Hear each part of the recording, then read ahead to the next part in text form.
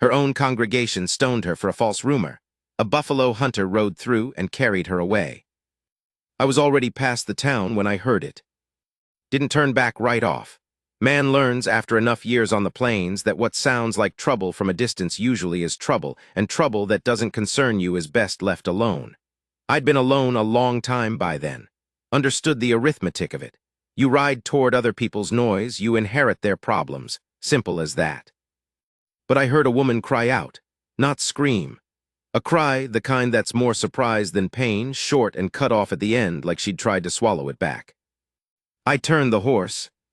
The town was called Orchard Creek, which was a lie because there was no orchard and the creek had been dry since anybody could remember. Just a scatter of buildings along a wagon road through the middle of nowhere, Kansas, in the fall of 1882. I'd passed through a dozen towns like it that season. Moving west, then north, chasing the tail end of the buffalo trade, which everyone with sense knew was finished, but which I hadn't quite made my peace with yet. I was 53 years old that autumn, which felt older than it sounds. My knees said 60. My hands said something worse. What I rode back into was a circle of people outside the largest building in town, which had a rough-cut cross nailed above the door. Maybe 40 people. Men at the front with their arms cocked, women behind them with their faces set hard as courthouse stone. And in the middle of all of them, crouched near the ground with her arms over her head, was a woman. They'd been throwing rocks at her. I want you to understand the size of those rocks. Not pebbles, the kind of chunk a man fills his palm with when he means to do damage. I rode into the circle without thinking. The horse didn't like it. She was a sensible animal and knew a mob when she smelled one, but she went in because I asked her to, and I put her between the crouched woman and the men with the rocks. Then I just sat there on the horse, said nothing. Looked at the man closest to me who still had a rock in his hand, which was a broad, red-faced fellow in a minister's collar, and I looked at him until he lowered his arm. I have never been a large man. Medium height, medium build, nothing to it. But I'd spent 30 years reading the distance for things that could kill me, and I suppose that leaves a mark on a man's face because the minister put his rock down. Nobody spoke for a while. Then the minister said she'd sinned. Said it plain, like an announcement. Said she'd been found with a man in the rectory after dark, and the congregation had agreed. He used that word, agreed, like they'd voted on it, that she had to be driven out. I looked down. The woman on the ground had lowered her arms from her head and was looking up at me. I couldn't read her face exactly. She was maybe 35, dark hair coming loose from where it had been pinned. A cut above her left ear that was bleeding into her collar, steady and slow. I asked the minister, whose house was the rectory. He said it was God's house. I asked him whose name was on the deed. Nobody answered that. I told him I was going to pick this woman up and put her on my horse and ride out of his town. I told him if any man here threw another rock, I would come back, and it would not be to discuss scripture. I meant it. He could see that I meant it. There's no performance in it when you mean it. The voice just goes flat, like a door closing, and people who have spent their lives reading other people know the difference. The minister knew the difference. I got down from the horse and went to her. She didn't flinch when I crouched next to her, which told me something. A woman who flinches when a strange man reaches toward her has reason to flinch. She looked me in the face the whole time, those dark eyes steady, and reading me the way I'd just read the minister. I said, I have a horse and I'm leaving. You can come or you can stay. She said she'd come. I helped her up. She stood on her own once she was vertical, didn't lean on me, didn't need to, and she walked to the horse and I helped her up into the saddle. And then I swung up behind her, and we rode out of Orchard Creek, and I didn't look back at the minister or the congregation or any of it. We didn't speak for the first hour. The plains south of the wagon road were empty. Late-season grass, pale gold going to brown. The sky that particular Kansas blue that's almost painful to look at in October, hard and deep and going on forever. The wind came in long, steady sweeps from the northwest with ice in its teeth, and I gave her my coat somewhere in the second mile, and she took it without comment. Eventually, she said her name was Cora Fenn, widow. She'd come to Orchard Creek 3 years ago when her husband died because her husband had been from there and she had nowhere else to go. She'd worked in the church, cleaned it, kept the records, read to the minister when his eyes got bad. She hadn't been with any man. The man they'd found her with, found being a generous word, she said, for being seen talking to someone in a building, was the minister's own nephew, who'd arrived 2 months ago from St. Louis, and who'd been making advances she'd been refusing for 6 weeks, a fact she'd told the minister himself not once but 3 times. The minister had chosen his nephew. I listened to all of this, didn't interrupt, didn't offer an opinion about the minister or the nephew or the congregation, though I had opinions about all 3. When she was done, she said, "Why'd you stop?" I told her I'd heard her cry out. She thought about that for a moment, said, "Most men would have kept writing." I didn't have an answer for that. It was probably true. We rode until dusk came on, which happened fast out there, the sun dropping behind the flat horizon and the temperature falling 20 degrees in what felt like 20 minutes. I knew the country from prior years. There was a creek, a real one, unlike the towns, about 8 miles south, with cottonwoods and cut banks that would break the wind. I'd camped there before. We made for it. She didn't ask where we were going, which I noticed. The camp was simple. I had a pack mule tethered to the horse. The horse didn't love this arrangement but had made its peace with it, and the mule had enough to set us up decently. A canvas square for a windbreak tied between 2 cottonwoods, bedrolls, a fire. I had dried meat and flour and a little cornmeal, and I cooked while she cleaned the cut above her ear with water from the creek and the corner of a cloth she'd produced from somewhere inside her dress. She did this without complaint or comment, very efficiently in the firelight. I watched her from the corner of my eye the way I watched everything. It's not a deliberate habit. It's what you become after long enough alone. She said, "You're a buffalo hunter." I told her I had been. She said, "Not anymore." I said there weren't enough buffalo left to make it worth calling myself that. I was between one thing and the next, had been for a couple of years. She nodded at that like she understood it. Maybe she did. She was between one thing and the next herself. The fire got good and the food was plain, but it was hot, and we ate without ceremony, sitting across from each other with the cottonwoods groaning in the wind above us. The stars came out sharp and closed the way they do on those high plains nights, the whole arch of them from one horizon to the other, and you could see your breath and hear the creek and smell the cold coming in. She asked me where I was headed. I told her north, probably. Maybe Wyoming. I had an old friend who ran cattle there, had been asking me to come up for 2 seasons. I had no particular reason to say yes and no particular reason to say no, which had been the main problem with the idea. She said that sounded lonely. I thought about arguing with that, decided she was right and said so. She said, "I have nothing. No money, no family, no." She looked at the fire for a moment, "No place that's mine." I understood what she was telling me. She wasn't asking for anything. She was just laying it out, factual, the way you'd report the weather. I said she was welcome to come as far as she wanted to go. She looked across the fire at me and said, "Why?" I told her I didn't know exactly, which was honest. She said, "You don't know me." I told her I knew she'd sat in that circle with rocks coming at her, and she'd covered her head and waited it out. Hadn't run, hadn't screamed, hadn't broken. That told me something. She looked at me for a long moment. Then she said, "All right." That was all right. And we turned in on opposite sides of the fire, and I lay awake a while listening to the wind and the creek and the mule shifting its feet, and thought about the fact that I had not, in 2 years of drifting, said anything worth saying to another person until tonight. We rode north 3 days before I understood the shape of her. She could ride, that was the first thing. On the second morning she asked for her own horse. I had a spare. A plain gray that was steady if not fast, and she handled it without instruction, comfortable and quiet in the saddle, and I realized she'd been raised around horses somewhere before the church widow years. She didn't complain, not about the cold, which was serious by the 3rd day, nor about the food, which was monotonous, nor about sleeping rough. She made small adjustments without announcing them, packed and unpacked with a system I watched her develop over the first 2 mornings, faster each time. Found a way to tie her hair that kept it from her face in the wind. Gathered wood before I could ask her to.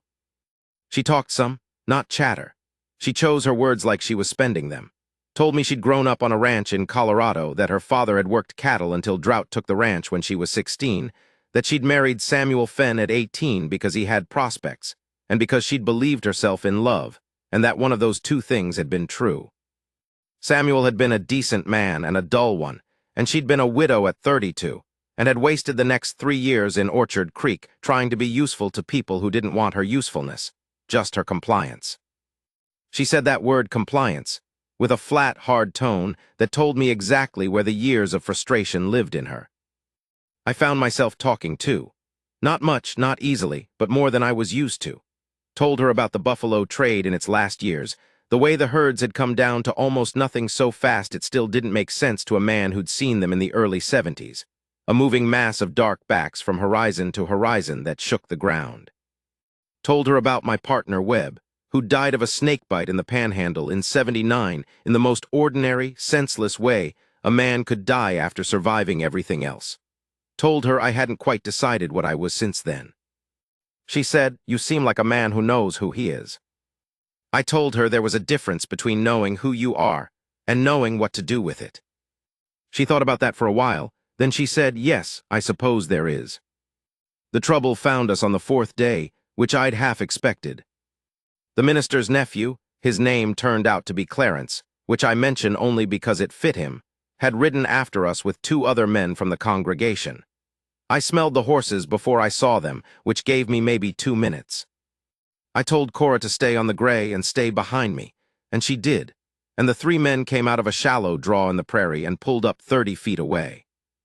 Clarence was a young man, maybe 25, with a narrow face and expensive boots inappropriate to the country. The 2 men with him looked like hired labor, not gunslingers, just men paid to be present. They had rifles. Clarence said she'd stolen from the church, said there was money missing from the collection box, and it had gone with her. I looked at Cora. She looked back at me, and her face said what I already knew. This was a lie constructed to give them legal standing to take her back. I asked Clarence if he had documentation of this theft, a law officer's complaint, something written. He said he didn't need written anything. He said they were going to take her back, and I was going to get out of the way, and the 2 men with him shifted their rifles to make the point. I had my own rifle across my saddle, which I'd laid there 2 minutes ago when I'd smelled the horses, and they hadn't noticed. I'm not going to make this into something it wasn't. I was 53 years old and no hero. My knees ached, and I hadn't had a drink of anything warm since morning. But I had spent 30 years at the edge of everything, and something about 30 years of that is that other men can read it in you if you let them, and so I let them. I looked at the 2 men with the rifles and not at Clarence, because Clarence was the principal but the 2 men were the problem, and I held that look until the man on the left lowered the barrel of his rifle by about 6 inches. Not all the way down, just that 6 inches, which told me his heart wasn't in it. I said, "This woman is with me. She goes where I go. Any man who puts himself between her and the trail north is going to have an accounting with me, right here, and I will not be the one who rides away from it." No performance, no anger, just flat fact. Clarence opened his mouth. I said, "Don't." He didn't. After a long moment, the man on the left turned his horse. The man on the right looked at Clarence, then turned his horse. Clarence sat there alone for another moment, and I watched him try to find the thing in himself that might make him ride forward and not find it, because it wasn't there. And then he turned and they rode back south, and the prairie was quiet again except for the wind.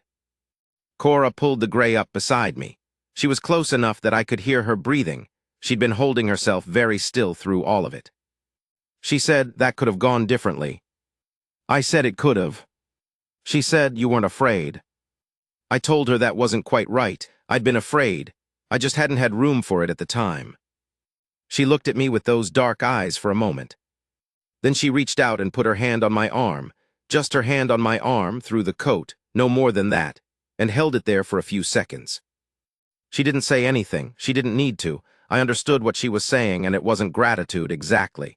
It was something more direct than gratitude, something more like, "I see you. I know what you are." After 30 years of the trail and 2 years of being between things, that was more than I'd expected to feel before I died. Wyoming was 12 days' ride from where we were. I won't account for all of them. Some things belong to the people who lived them and don't need to be laid out for inspection. I'll say that on the 8th evening, north of the Platte, with the first real snow of the year coming down soft and unhurried through the cottonwoods, Cora Fenn and I had a conversation that lasted until the fire burned low and the horses had gone to sleep standing up, and what we said to each other in that conversation changed the nature of what we were. Not dramatically. There was no dramatic moment. The fire just burned down and the snow fell, and we were something different on the other side of it than we'd been on the near side. What I'll say is this.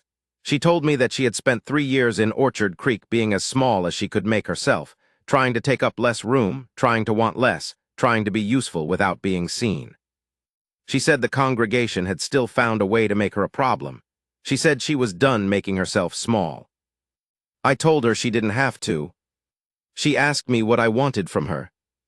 I told her the truth, which was that I wanted nothing from her except her company, and that her company was worth more to me than anything I'd had in 2 years. And if she wanted to come to Wyoming with me, she was welcome. And if she decided in Wyoming she wanted to go somewhere else, I would help her get there, and that was the whole of it. She studied me for a long time. The snow came down behind her through the firelight. She said, "You mean all of that?" I said I did. She said, "All right then, Wyoming." My friend's name was Harlan Pruitt, and he ran 700 head of cattle in a valley east of Laramie, which is not glamorous country, but it is honest country, flat to the mountains and cold and clear-aired, and with the kind of space in it that either breaks you or becomes the only air you can breathe. Harlan was 58, a widower, and the least sentimental man I have ever known, which is saying something. He looked at Cora when we rode in and looked at me and didn't say a word about it, just told me the north bunkhouse was mine and there was room in the main house if needed. He addressed Cora as Mrs. Fenn from the moment I introduced her, which I didn't expect and which she noticed. I worked cattle for Harlan that winter. It is a different work than what I knew. The buffalo had been wild and you had to go to them on their terms, reading the land, reading the weather, reading the herd.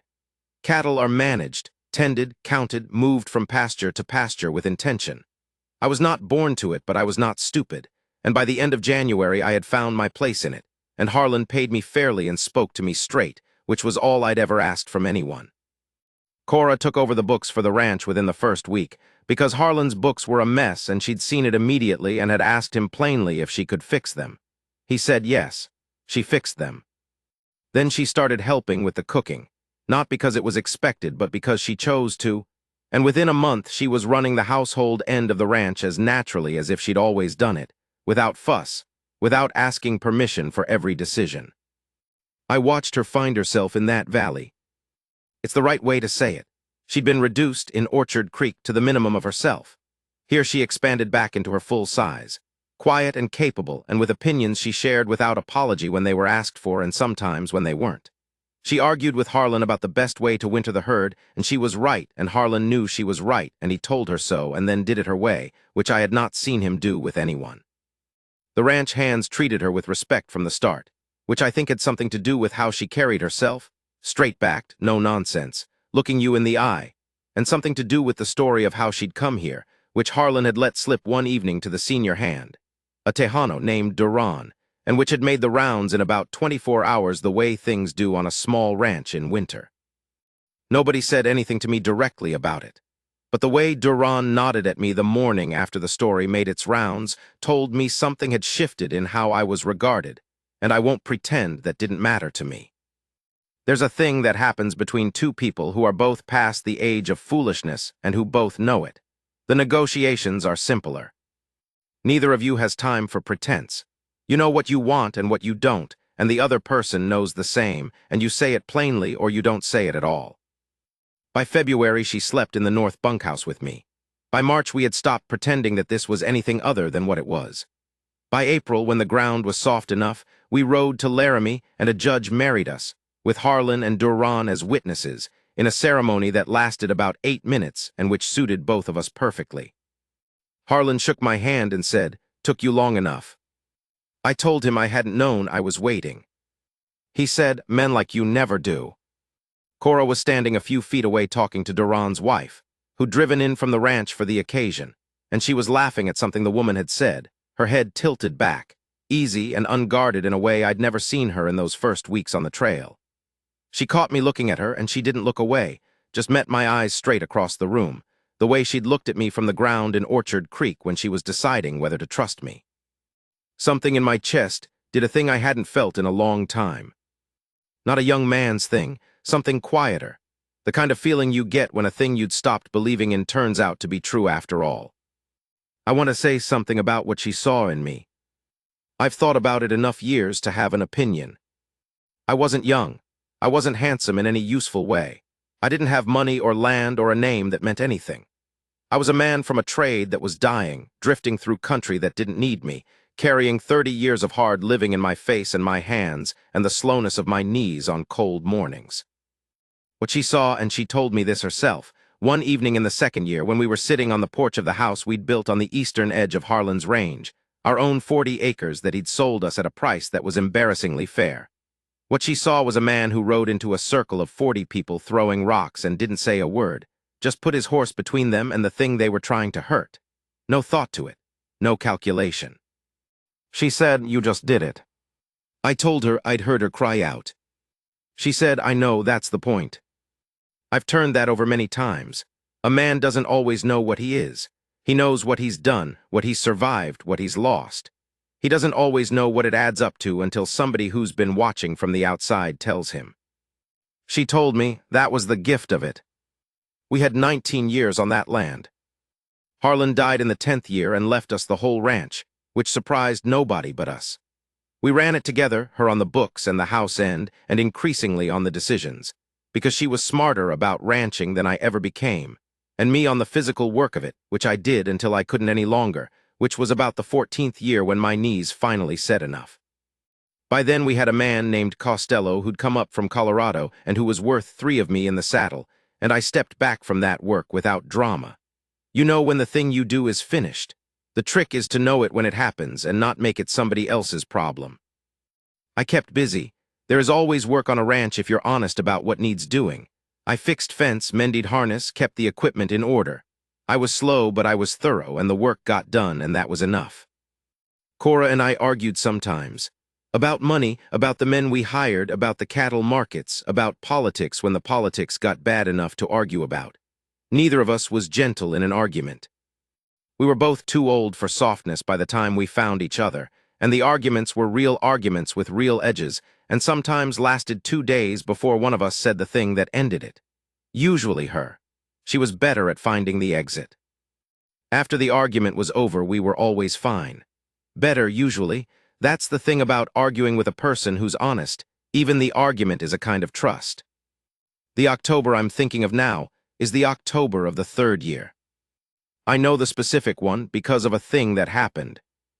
We'd driven a small herd to market in Laramie, just Costello and me and a hand named Wick who was 15 and learning everything. And we'd done well, better than we'd expected. And we were riding home in the evening of the 2nd day with a money belt that had actual money in it and the satisfaction of a clean piece of work done right. We came down off the ridge into our valley with the sun dropping behind the mountains to the west and the light going gold and flat across the grass, and I could see the smoke from our chimney from a mile off. Straight smoke in still air, which meant the wind had dropped, and there was lamplight in the window by the time we rode into the yard. Cora came out when she heard the horses. She'd been baking. I could smell it from the saddle. She had flour on her hands and her apron, and she was looking at me the way she always looked when I came back from anywhere, this direct, appraising look, checking to see if I was whole. When she determined I was, she smiled. It's a small thing, not romantic the way stories make romance out to be. Just a woman coming out of her house in the early dark with flour on her hands, looking at her husband to make sure he came back right. But I've held on to it. 30 years in the wild places, and then 2 years adrift, and then this. A woman who stood in a circle of rocks and waited, who rode north with a stranger and decided to trust him, who built a life beside him that was better than either of them expected. I got down from the horse. She came to me and put her hand on my face, briefly, the way she did sometimes when she was satisfied about something she'd been worrying about. Her hand was cold from being outside, and it smelled of bread and wood smoke. She said, "Good ride." I said, "Good ride."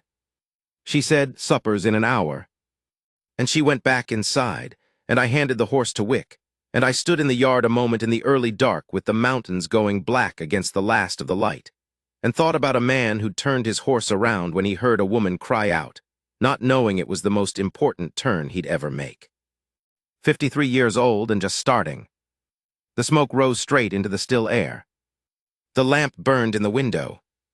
I went inside,